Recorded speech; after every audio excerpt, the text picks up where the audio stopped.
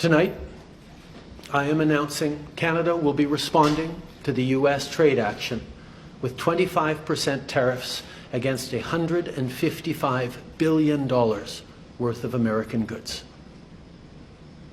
This will include immediate tariffs on $30 billion worth of goods as of Tuesday, followed by further tariffs on $125 billion worth of American products in 21 days' time to allow Canadian companies and supply chains to seek to find alternatives. Our response will also be far-reaching and include everyday items such as American beer, wine, and bourbon, fruits and fruit juices, including orange juice, along with vegetables, perfume, clothing, and shoes.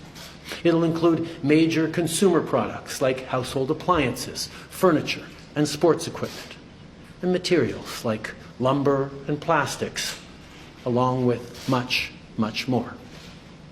And as part of our response, we are considering, with the provinces and territories, several non-tariff measures, including some relating to critical minerals, energy, procurement, and other partnerships. We will stand strong for Canada. We will stand strong to ensure our countries continue to be the best neighbors in the world. I want to speak directly to Americans, our closest friends and neighbors. This is a choice that, yes, will harm Canadians, but beyond that, it will have real consequences for you, the American people.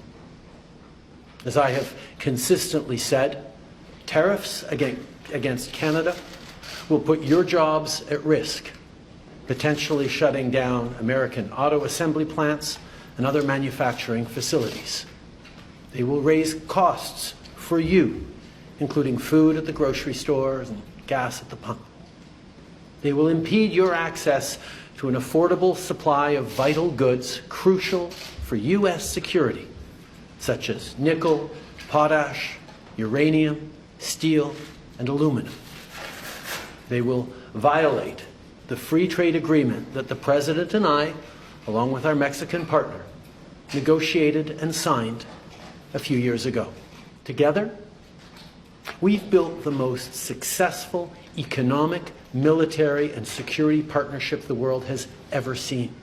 A relationship that has been the envy of the world.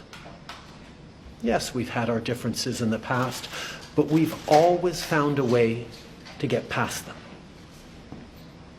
As I've said before, if President Trump wants to usher in a new golden age for the United States, the better path is to partner with Canada, not to punish us.